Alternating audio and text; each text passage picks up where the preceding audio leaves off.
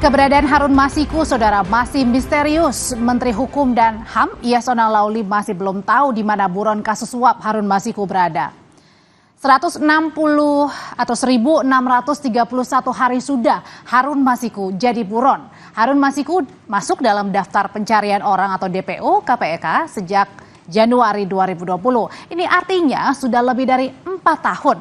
4 tahun pencarian Harun Masiku belum juga membuahkan hasil. Harun Masiku, saudara, diduga terlibat kasus suap dengan barang bukti 600 juta rupiah. KPK meminta publik bersabar dalam upaya pencarian Harun Masiku. Lalu sejauh mana upaya KPK mencari Harun Masiku? Kita bahas selepas jeda atau selepas yang berikut ini. Komisi Pemberantasan Korupsi memastikan perburuan terhadap tersangka kasus pergantian antar waktu anggota DPR periode 2019-2024 Harun Masiku terus dilakukan. Pemanggilan saksi-saksi dan pengumpulan bukti terus dilakukan untuk memudahkan proses penangkapan Harun Masiku. Juru bicara KPK Tessa Mardika meminta publik bersabar dan memberi ruang bagi penyidik KPK untuk bekerja menangkap Harun Masiku yang sudah buron sejak Januari 2020. Tessa juga menyebut KPK membuka peluang pemanggilan Sekjen PDI Perjuangan Hasto Kristianto untuk kembali diperiksa sebagai saksi kasus Harun Masiku. Apabila penyidik merasa perlu mendalami baik perkaranya itu sendiri maupun keberadaan tersangka HM, maka penyidik akan memanggil saksi-saksi dan menyita baik itu dokumen maupun barang bukti elektronik yang dibutuhkan. Lagi penyidik meminta untuk terkait proses ini agar rekan-rekan jurnalis dan masyarakat bersabar karena saat ini penyidik sedang berproses dalam rangka mencari keberadaan tersangka HM. Menteri Hukum dan HAM Yasona Lawli menegaskan dirinya tidak mengetahui keberadaan Harun Masiku. Yasona mengaku tidak berani melindungi Harun Masiku yang merupakan politisi PDIP karena upaya itu termasuk pelanggaran hukum. Mana kita tahu, kalau kita tahu sudah kita kasih informasi. Enggak lah, mana berani, itu pelanggaran hukum. Iyalah, enggak mungkin lah. Caleg PDIP Pemilu 2019 Harun Masiku menjadi buron KPK karena diduga menyuap Komisioner KPU RI saat itu Wahyu Setiawan $57.350 Singapura atau saat itu setara 600 juta rupiah. KPK telah memasukkan Harun Masiku dalam daftar pencarian orang atau DPO sejak 29 Januari 2020.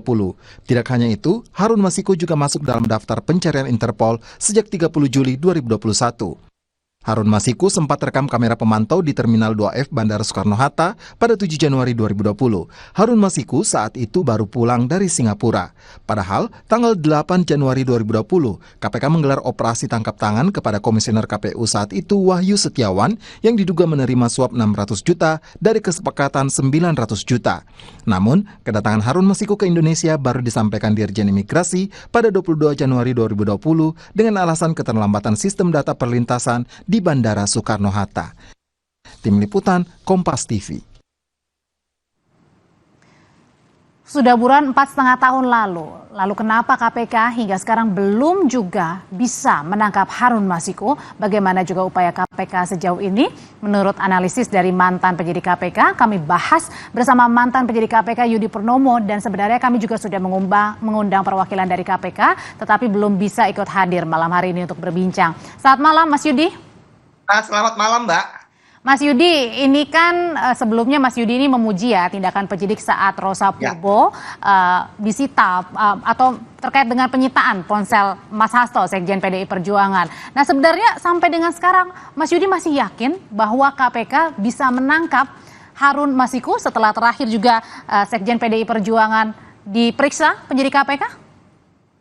Ketika melihat gerakan penyidik KPK yang seolah-olah bangkit dari kubur ya setelah 4 tahun kita tidak melihat di media bagaimana mereka melakukan upaya menangkap buronan yaitu Harun Masiku ya. Ya, saya pikir ini adalah sebuah harapan ya, apalagi saat ini kan kondisinya kita tahu ada pergantian ketua KPK ya setelah Firly Bahuri mengundurkan diri, di mana pada zamannya tidak pernah tertangkap dan ketika saya melihat bahwa KPK sekarang fokusnya bukan hanya ingin menuntaskan kasus pokoknya ya, yaitu penyuapan yang 600 juta, tetapi juga bagaimana mereka lebih banyak untuk mencari di mana keberadaan Harun Masiku yang kita tahu bahwa kalau Harun Masiku tidak tertangkap ya maka kasus ini tidak akan pernah tuntas dan kita tahu bahwa ketika penyidik melakukan penyitaan terhadap alat komunikasi maka penyidik sudah punya dugaan ya bahwa ada sesuatu di dalam alat komunikasi tersebut yang bisa nanti ditemukan oleh penyidik dan digunakan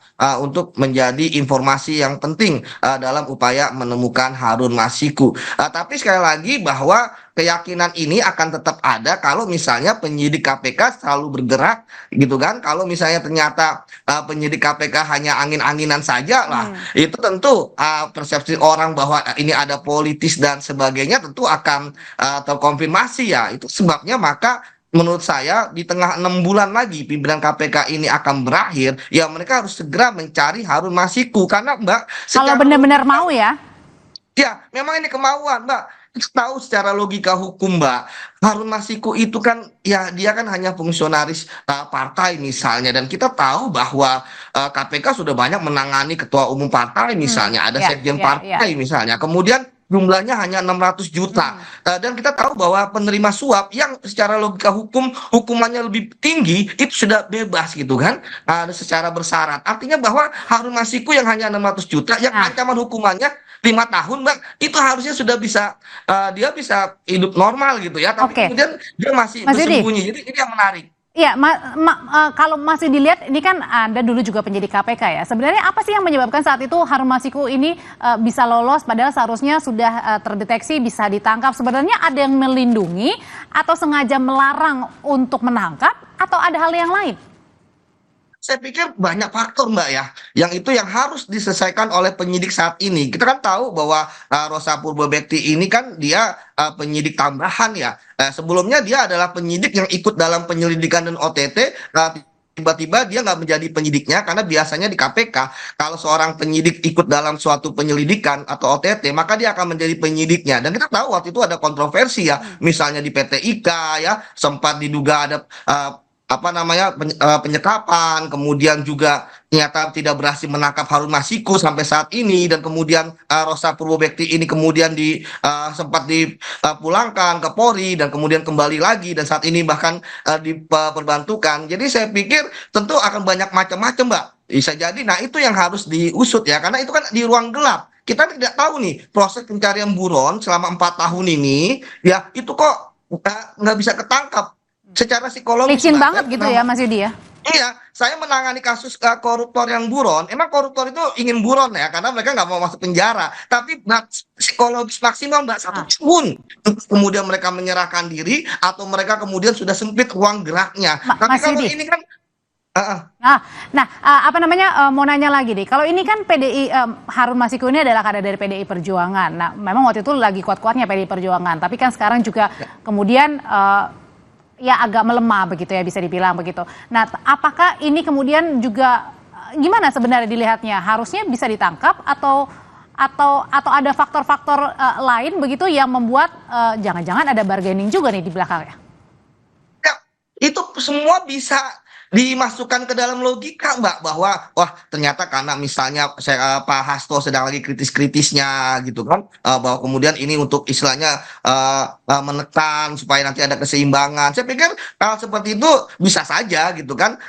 Oleh karena itulah maka saya menyampaikan kepada penyidik ya kalau nggak mau dikatakan mereka politis ya mereka harus cepat mencari Harun Masiku. Walaupun Mbak saya tahu bahwa sekarang nih Harun Masiku melihat pemberitaan yang gaduh seperti ini ya, ada pelaporan ke Dewas, kemudian ada pimpinan KPK ada statement sudah tahu lokasi 7 hari, dia akan semakin bersembunyi, entah dia berpindah tempat ya kan, atau dia tidak lagi keluar dari tempat persembunyiannya yang menyebabkan agak sulit penyidik melalui informan-informannya bisa mengetahui di mana lokasi Harun Masiku. Tapi sekali lagi kita percayalah bahwa penyidik ya saat ini memang serius ya dalam upaya menangkap Harun Masiku. Kalau misalnya sebenarnya menangkap buronan itu kan bukan hanya di penyidik Mbak ya, tetapi juga di pimpinan. Itu sebabnya saya terkejut ketika pelaporan-pelaporan kenapa ke penyidik gitu kan, karena penyidik yang memerintahkan adalah pimpinan.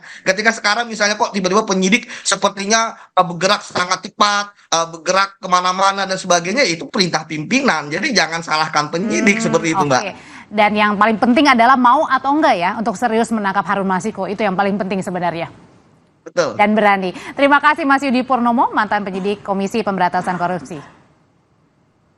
Setelah ini, saudara, rekan saya Tifa Solesa akan hadir menemani Anda dengan informasi dari polisi yang mangkir saat sidang pra-peradilan Peggy Setiawan.